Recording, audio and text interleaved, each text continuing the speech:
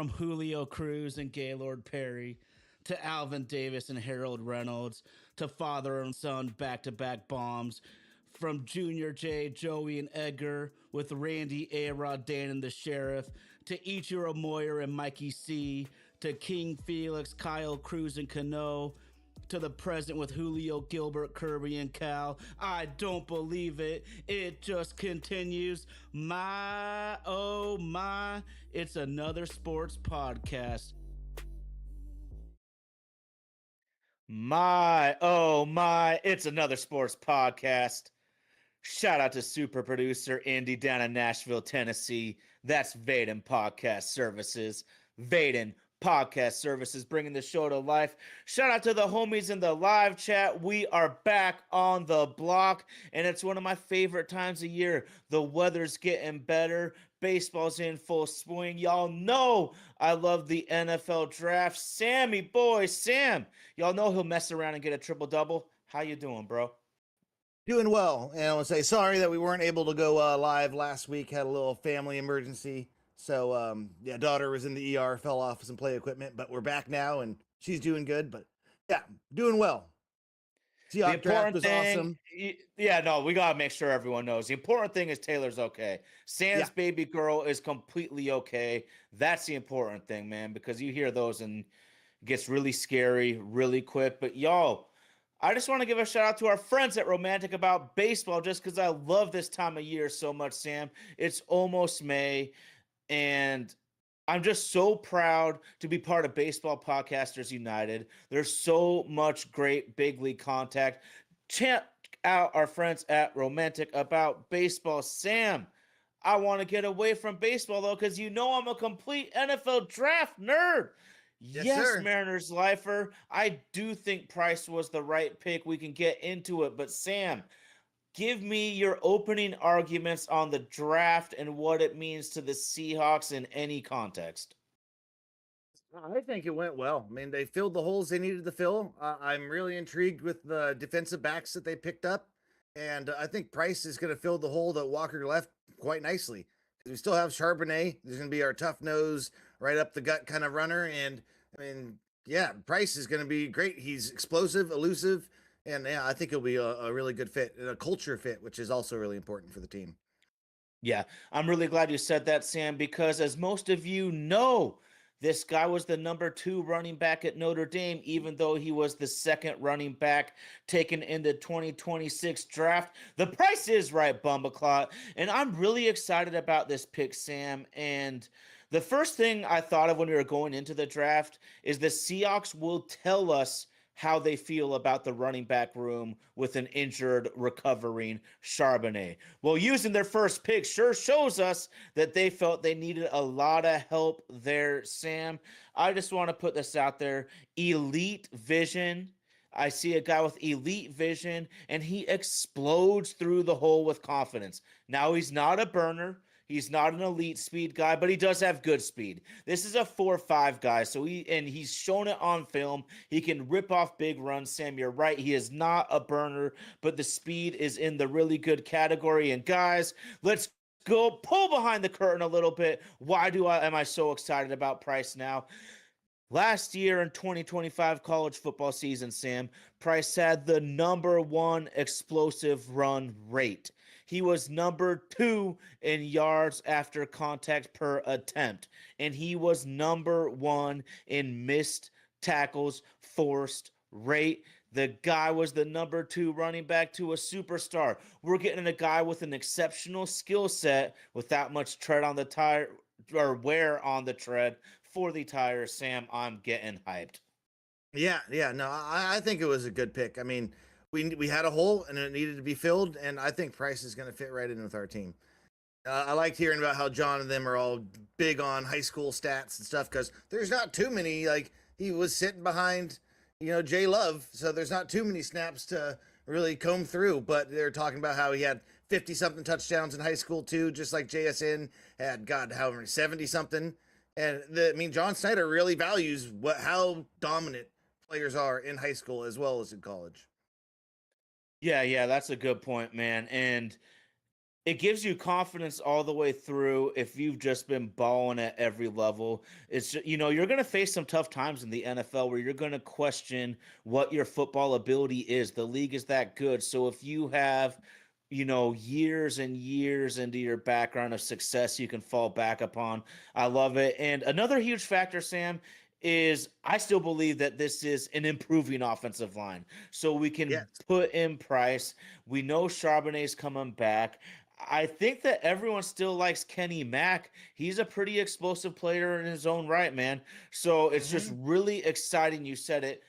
Major need, and the Seahawks weren't afraid to fill it. And Sam, the one thing I always like to come back to is, do you think there's any chance your guy's going to make it to your next pick? And I think it's clear as day. There's no way on God's green earth that Price was going to fall to 64. So you either got to bite No. the bullet or let it go. Yeah, no, absolutely. He was no chance he was going to make it there. And for at least for the player comp, like Sunday evenings asking about size wise, man, Terrell Davis, man, he's Ooh, almost one for ooh. one size comparison. And TD was a little more quick than he was fast too. So I mean, it's possible. Who knows if it would be as good as him? But he's going to be in this West Coast kind of offense, so we'll see. Yeah. And the comparison's not going to be perfect here either, Sam, but I kind of see a little Tiki Barber in him too, man. Like he is not the biggest player, but he's big enough that you can rely on him on enough of a down and down out basis. We know the Seahawks are going to be a committee team going forward as long as John's in charge, minus if we get some unicorn like Derrick Henry. So yeah, I'm really pumped, man. I'm really pumped about the Price pick. And the one thing I really want to just hammer home really quick, Sam, is just overall, we talk so much about is it worth taking a running back in the first round? And once we know what the set picks are, it changes for me because it's not a first round pick to me anymore. It's pick number 32. It's pick number Yeah, 32. That's a second round pick. That's a yeah, second round pick when you're at that with a point. fifth year You got to option. Yes. Oh, beautiful. Fifth year option too. That's a great point. That's a great point, man. And look at the history in this century. You can find all sorts of Hall of Famers, Pro Bowls, and big time studs between 30 and 60 has just been a magical sweet spot for stud running backs. Yeah, no, definitely has been. And dude, and I really am. I like this. The Bud Clark guy too. Bud, I am super pumped on him. Yeah, for I think sure. he'll be We'll get interesting what he does. Oh, absolutely. Well, Sam, I'm talking about production and balling at a high level so you have confidence when the times get tough in the NFL to lean back on past success.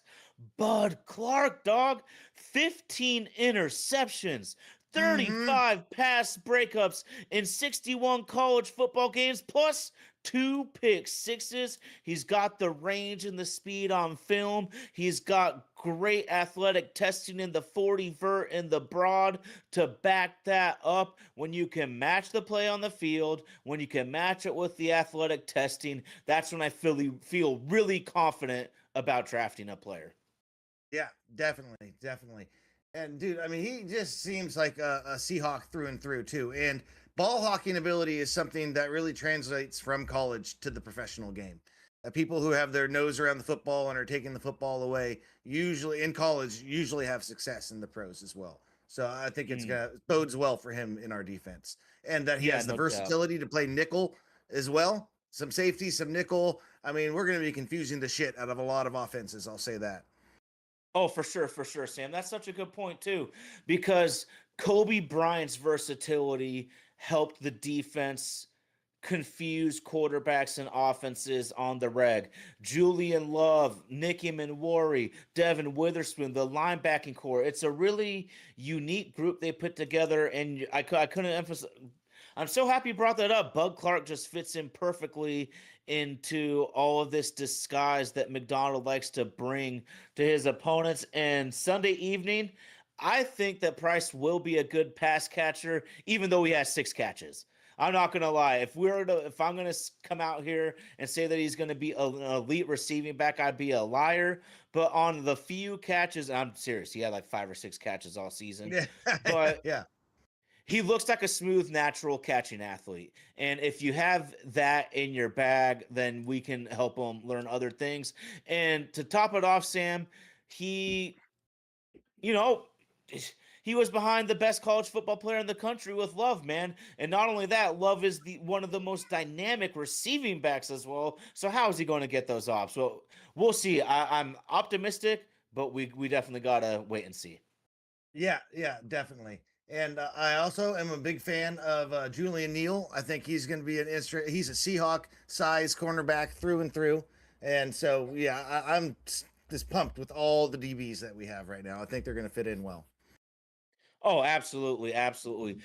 Julian Neal, you're right. Fits the prototype. I want to just get into jump over one player here. I want to talk about Emmanuel Henderson because he's a big play dynamo. He's a deep threat. He's another return ace. That's another thing about Price. He's got multiple return touchdowns in his college career. The Seahawks bring in two more players who have elite return skills. We've seen what Rashid Shaheed, Jay Schneider, all the dudes blocking up front on those returns change games, change championships, bro. So I'm so happy to see the Seahawks attack an area that some teams, some rivals like the Rams want to sit there and cry. Why is the special teams in the game? Well, maybe you shouldn't be crying. Maybe you should be adapting, and the Seahawks are adapting, and it's going to be another vital weapon to the team next year. Yeah, yeah. And Ty, what do you think about the guard we took, Bo? I want to hear your thoughts on Absolutely Bo. love it. Absolutely love it, Sam. He is honestly, by NFL standards, a very ordinary athlete from what I see. But the guy is Hmm. able to work the double teams. He's able to get off and make that second team block when necessary. It's not flashy, it's not sexy. But here's what I'm looking at, man. According to PFF, they've graded him the fourth highest graded college guard in 2025, and he has elite pass blocking grades, elite zone blocking grades, and borderline terrible gap scheme grades, Sam. Yeah, yeah. I think as we were talking about, 0 sacks allowed in the last 3 seasons. What Unreal. 581 pass block snaps? That's wild. And didn't even allow a quarterback hit last year, which is also crazy. So I think yeah, short arms. He's a little bit slow, average athlete at best, but I think he'll fit in well with the zone blocking scheme. I don't think we're gonna need him to do much gap blocking at all. Yeah, no doubt, no doubt. And with such exceptional pass blocking skills he displayed in his college, Sam, I don't know if everybody remembers this, but think back to the Super Bowl 48 champion team. They actually had a platoon at left guard where James Carpenter played against the more physical, heavier set type of defenses, and Pat McQuiston would play against the teams that maybe required a little bit of a quicker guard in that instance. It went as far as James Carpenter started against the Niners while McQuiston started against the Saints in that season. So maybe we see a rotation there, but I'm just going to put this out there, Sam. It's plain as day. Iowa offensive linemen seem to work in the NFL. I'm going to rely on that shit. Yeah, yeah, they do. They do. And let's see. So M's Lifer, best value pick. What do you think, Ty? I know my answer. Bo Stevens. Because I think Bo he's going Stevens to for be, you? well, I think he's going to be a quality starting guard in this system for a I'm going to fifth say rounder. If you Andre find a Fuller for quality me. oh, go. I need to hear this now. Yeah, yeah, with his man coverage grade in the 99th percentile and pass breakup, I think 90th percentile, passer rating against 92nd percentile, run defense grade 99th percentile, run stop rate 91st percentile. I mean, overall defensive grade 92nd percentile in the 7th goddamn round. Sounds good to me. At 6'1", 200 something pounds. What's not to love there? Okay, name and college again, so we can all remember it, Toledo, dude. Andre Fuller. Andre Fuller, Toledo, and there's something in the water in Toledo, like we mentioned, Sam. Toledo, Yep. yeah, DBU, best corners in the league. This is really unreal. You know, we got McNeil Warren going second round. We got Quinyon Mitchell just killing it for a Super Bowl champion as a rookie. Whatever Toledo is doing, somebody better go and talk to those coaches up there real quick. Yeah, yeah, for sure. So yeah, I think he has a chance to at least make the team, and if not in a couple of years, turn into something really nice for us.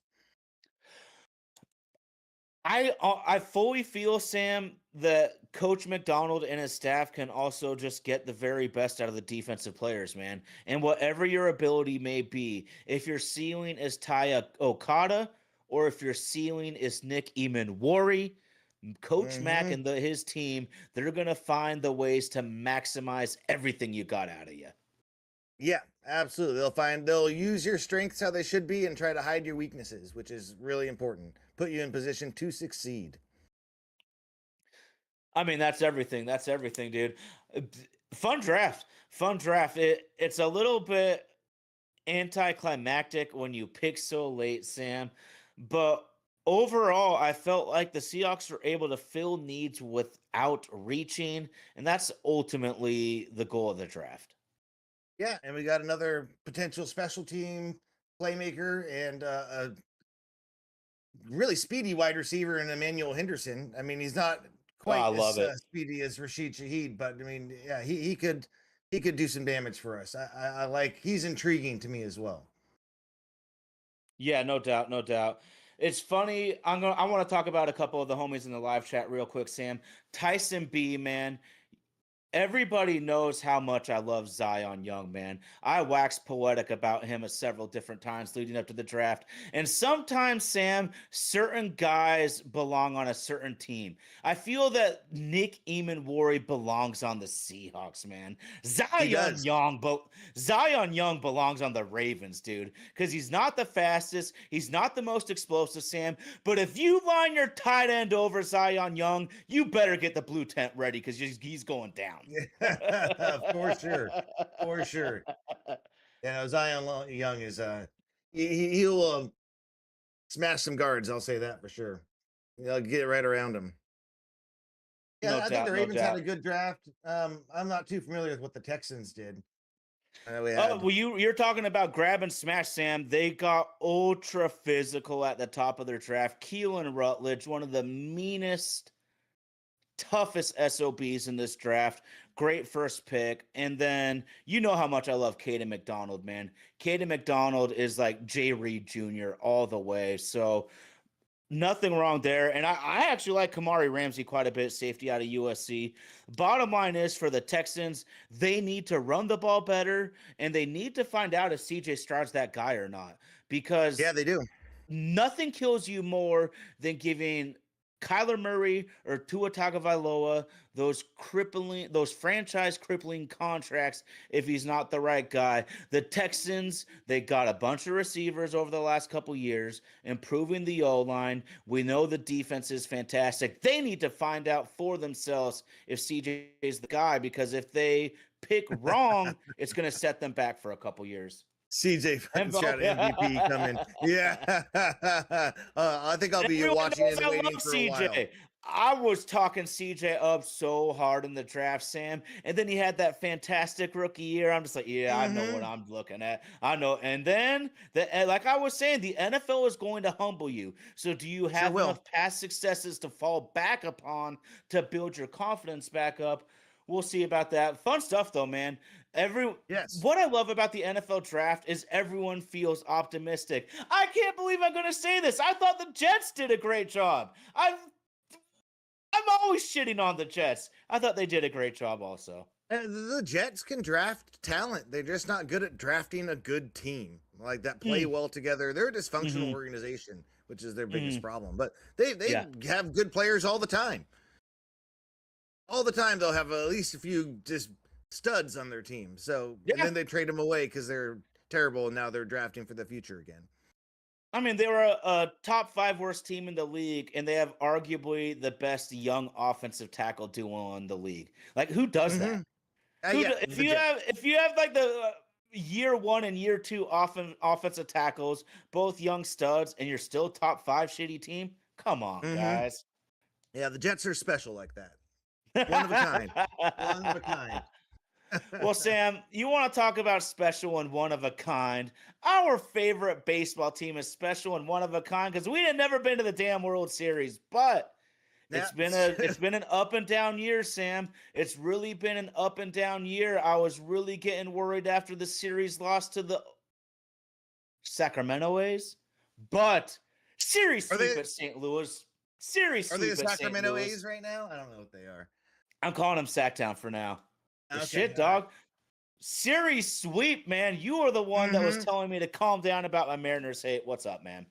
Yeah, well, they're turning it around. Their best players are starting to look more like their best players. The God, the bullpen is a little shaky still, worries me. But yeah, I think we're going to be just fine in the end, and especially because the AL West looks a little weak overall. I mean, just there's no one pulling away at the moment. I mean, we are what, a game back, a game and a half from the Hmm? Athletics, Yeah. half game back from Texas. We're fine. We're fine as far as that goes. I'm not stressing about it at all. You got to tread water early, Sam. You can drown early in the season, but you Mm-hmm. also can't be the champion early in the season. You always got to make sure to tread water. You damn right, M's lifer. Cal is heating up. The Yes, home sir. runs are coming. Julio Rodriguez, his stats aren't sexy, but this is actually the best start he's ever had in his Yeah. career. So if Yeah. we can keep on his Julio, heat up with the weather trajectory, we could be doing big things. Sam, Cole I Young. We need to got get to sing the praises of Cole there Young. you go. Shout out Yeah, time. Let's dude. take turn. Cole Young, talk to me. No, I mean, he's just been dynamic for us, and his Good defense has word. seemed to improve a little bit. And I mean, what was his box score today, dude? He was, let me see, 2 for 3 RBI, only one strikeout, and he's been just hitting well for this whole series all year. He seems, and he's Yeah. hitting lefties too, which is big for him. That's what he At struggled his with last age, year. Yeah, incredible. Well, Sam, yeah, I mean, I wouldn't say it's been like a small improvement. He has been dynamic in the field. Like yeah. he is a daily legend. You use the word dynamic, and I think it's actually appropriate. Cole Young's been Mm-hmm. I'm looking right here, Sam. He has according to ESPN's calculations, what is it? A 1.5 WAR already, Sam. That means Cole Young's on pace for a 6 WAR season. Cole That's Young wild. on pace for a Yeah. 6 WAR season, 21, 22, starting second baseman. I told you I would be impressed if he could put up a 2 WAR season and would help the team a Mm-hmm. ton. Freaking A, dude. Yeah, no, I'm real excited about our prospects with him in the future. He looks like he'll be the truth for us. And if Donovan can get back and get healthy too, we need him to come back and stay healthy. Bad, That's the biggest thing. Yes, because if we have bad. him back in the lineup with all our other good players starting to hit and perform like they should, man, we'll be a dangerous team. I'll say that. Yeah, no doubt, no doubt. We really do need Donovan back ASAP, Sam, because most of what I want to talk about right now is positive about the Mariners, but I got to keep it real here, man. It's really getting to the team having Rivas at third base full time, man. He's actually a really clutch player too. He gets hits in big moments, man, but you cannot ignore a 481 OPS and a 162 average, man. You really can't ignore that out of a power position. And I'm a huge Leo Rivas fan, Sam. I think he is a piece of a puzzle for a championship team, but that's as a utility player. And I just feel the And a longer he's bench out piece. there at third, it's gonna really, yeah, utility bench piece, pinch runner, defensive Mm-hmm. specialist, precisely. I, we need Donovan back. We need Cole Emerson to come up, but it's really starting to hurt the team having such a lack of production there. It is. It is. And it was good to see our boys hitting a couple lefties yesterday because we have been one of the worst teams, if not the worst lefty hitting team all year. So seeing Oh them yeah. come through, yeah, it was run them out of the game in a few innings. That was great to see. Well, great to see, man. I want to talk about guys that, Maybe the two biggest reasons that the lineup is so potent against right-handed pitchers and so terrible against lefties. Canzone and Rayleigh are left-handed hitting specialists with OPSs both over 860. These guys are ripping the cover off the ball. They're, for Yes, the sir. most part, they're swinging at strikes. We saw Rayleigh do it for 2 years. We saw Canzone do it last year. But Sam, I want to really shout out one guy right now, big time. Matt Who's that? Brash. Yes, Matt sir. Yeah, Brash. yeah. He still hasn't given up an earned run. No earned runs on the season. His slider is so ridiculous, man. He uses it 57% of the time, and I would too, Sam. That slider has 14 inches of horizontal break on the average, and batters are hitting 118 against the pitch.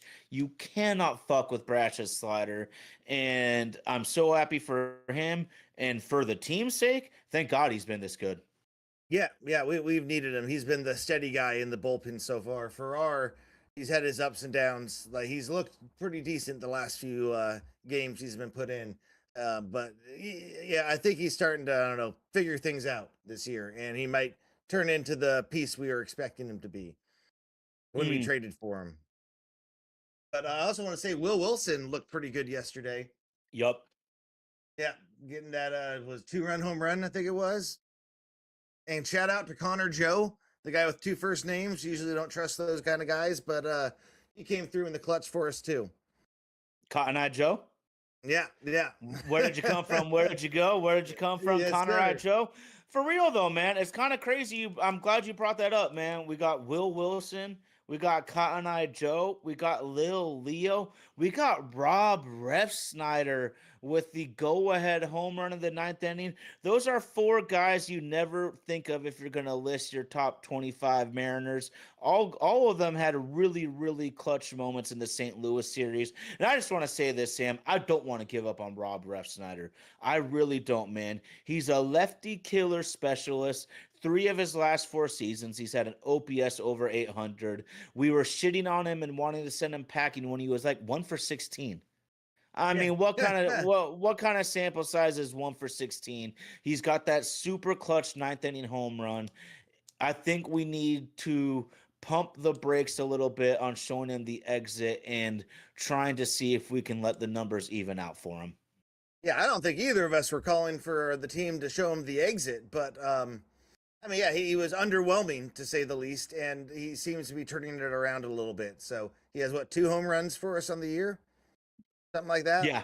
Yep. Yeah. So yeah, no, he's you could see that Dan Wilson had faith in him, putting him in for Rayleigh right there. So I mean, you got to give the guy a chance to prove he hasn't had enough at bats to really show what he can do, and we're gonna give Cal and all them time to hit to the back of their baseball card. We should extend the same grace to Ref Snyder. Yeah, and we don't have any obvious replacement right now. I mean, No, shout out to Will Wilson and Cotton Eye Joe, man. Those are right-handed bats that have come up big so far. But we got to let Ref Snyder try to figure his shit out. And I honestly think he is, Sam. I want to bring up something that's worrying me though, but we might have some young solutions coming. But Luis Castillo, man, are we starting to see a sharp decline in his career? yes, it sure seems that way. I mean, yeah, it seems like he's hitting that Felix Hernandez wall where it's like you need to adjust or your career might be done. And hopefully he makes some adjustments. But yeah, it's not looking good so far this year. Okay. Well, the evidence is into me, Sam, is I think the numbers are screaming at us that the decline is here. Now, here's one positive before I get into the numbers to back that up is Castillo had some effective bullpen duty on the playoff run. The Mariners are going to have to guarantee him over $22 million no matter what next season. So it's best for the Mariners to at least find like a bullpen role for Luis. I do feel his stuff will play up. We saw it play up. We saw him be effective out of the bullpen in high leverage playoff situation. So I do think that could be in relatively easy transition, Sam. But I'm looking at Castillo's pitches, Sam. Last year, everyone was crushing his sinker and changeup, but the fastball and slider were working. In 2025, batters hit 203 on Luis's fastball. This year, 270. Last year, batters hit 230 on Luis's slider. This year, 318. We're talking enormous jumps in production on his last two good pitches. He's got a 1.71 whip, so it's not like he's getting unlucky out there. Guys are on the bases. Traffic is freaking rush hour, man. Only in the 41st percentile for K rate, only in the 49th percentile for whiff rate. These are all major signs, Sam, that the decline is real. But let's get Bryce Miller healthy. Yes, sir. I Maybe was about to Cade say. Anderson is ready. I think reinforcements are coming, and I do feel an optimism. It sucks. No one wants to pay $22 million next year to a relief pitcher like Castillo. That might be what we have to do for the betterment of the team, though. Yeah, I mean, we got great years out of him too. I mean, for the last few Yep. years, he's been solid. He's been great for us. He's been our ace for many of those years. So it is what it is. Baseball contracts are kind of notorious for having shitty back ends of the contract. So Yeah. if it's 1 year, 22 million, so be it. I mean, if we can find a good role for him, let's do that. And let's just get Sloan and Cade Anderson up here in the next couple of years because they've been dirty down there in Double A. And yeah, I can't wait for Bryce Miller to get healthy because he also was apparently had a really good game a couple days ago. Yeah. Looks like That he's would be almost huge. ready.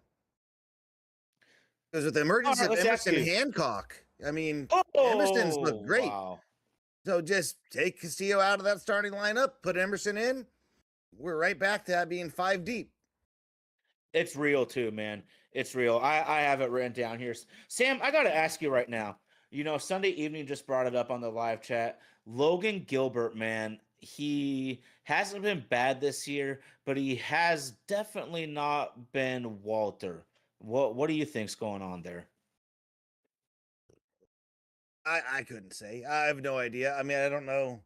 He seems unhappy or out of it, but he just hasn't seemed like he's had his best stuff. And he always seems to have, I don't know, one inning where it kind of all falls apart, but he looks nasty most of the other time. I'm not sure. I think he likes it here. I don't think he's unhappy or out of it because, yeah, he loves having His Cal major pick problem for is him. he's catching way too much of the plate. His Yeah. command's not there right now. And I don't care if you're Logan Gilbert, man. If you don't command in this league, they're gonna get your ass. Yep. Yep. And yeah, I also want to see Colt called up, but not early. I want to see him called up when he's ready. I don't want to see any kind of someone Donovan like when he got hurt. I'm glad they didn't call him up then. He still has a little seasoning to do down in is he in AAA right now or Double A? Was he in AAA? Yeah, has a little bit more seasoning to do there, and let him come in with a head full of confidence and ready to contribute and help the team. Is where my thoughts are. I don't want to see these early call ups like Dustin Ackley and shit, where it's going to affect him negatively in the future. He's too important. Yeah. Well, we've seen the Mariners countless times in this organization's history completely screw up all sorts of prospects. I mean, you name Ackley, that entire cast of characters, Montero, rest in peace, Kelnick, Smoke, but Kelnick was kind Kelenic, of. and I think Kelnick was going to blow up no matter what. He's kind of a hothead, but yeah, I mean, the Mariners have a great track record right now, and the bottom line is, dude, not top prospects aren't always going to make it. Half of them yep. are not going to pan out. The Mariners actually have a pretty incredible hit rate right now.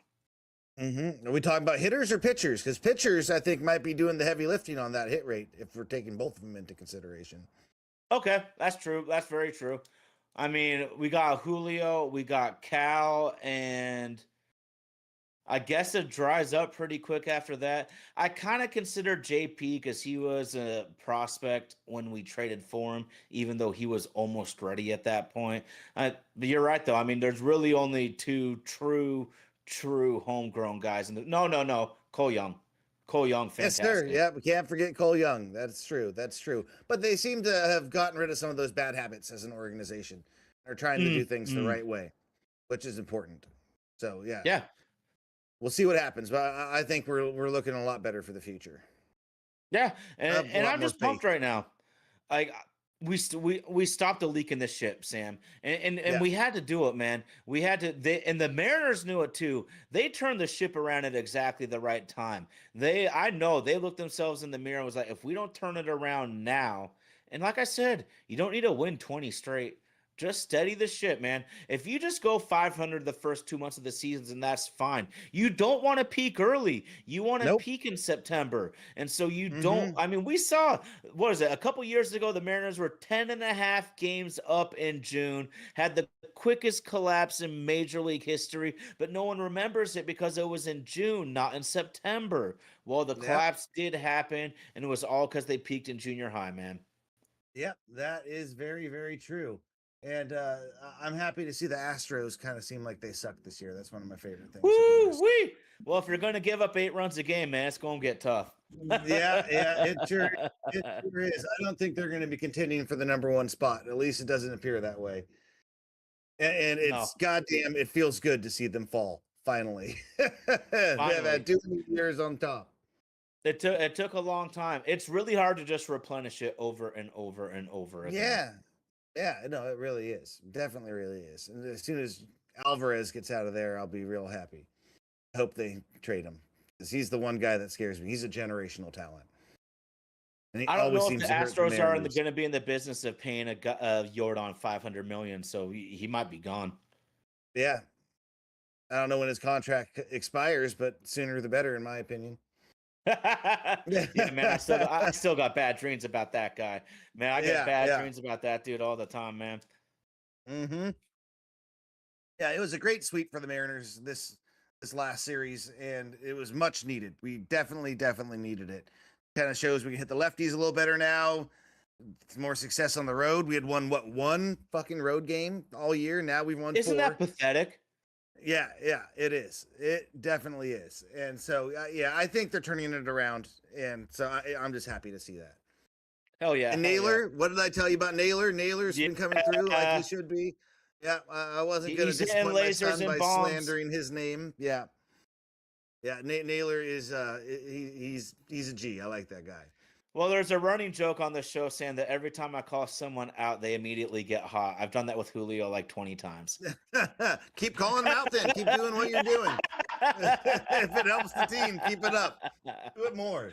I think part of it is I just wait to call people out until they're so due that it's going to happen at some point. Yeah. And it's always like, wow, nice job, dude. Way to have the worst take ever. Yeah. That's funny. And who do we have coming up for the Mariners? What's the next series? The Twins, I think it is. Twins, Royals are the next couple. Ooh, I think some time to gettable series. after. Yeah. For real. Let me take a look. So we got Twins, Royals, Braves after that, then the White Sox. Man, that's a stretch we kind of need right there. I'll take that all day. We gotta go to work, man. We gotta go to work, dude. That's a very winnable stretch. And we're hot right now. We're hot. We're confident, and this is a very winnable stretch of a few series, man. Yeah, the number it's 3, not 4, panic time, but you got to get it, Central. man. You got to get it. How are the Braves doing so far this year? They're kicking ass and taking names. They're the probably the most improved team in baseball. So we got 3 mids and then the Braves, who are right back to where they were 2 years ago. All right. Mm-hmm. We'll see what happens. I think we can take the Braves down. I don't know. I definitely do too, but man, they're coming with it though, man. What a hot start down in hot Atlanta, man, for real. Mm-hmm. Fun times, man. NFL draft, Major League Baseball, Sam. Anything you got left for the people? No, man. I'm just excited for another series coming up and another great season for the Mariners and a great draft for the Seahawks because, man, they killed it as far as I'm concerned. With what they had to work with, yeah, couldn't beat it. Hell yeah, man. Hell yeah. Well, shout out to our producer, Indy. That's Vaden Podcast Services. Vaden Podcast Services. Shout out to the live chat. Shout out to my homie Sam. Shout out Romantic About Baseball. But y'all know what time it is. My, oh my, it's another sports podcast. Let's go, Mariners. Nice draft. Yeah, let's go. Hell yeah.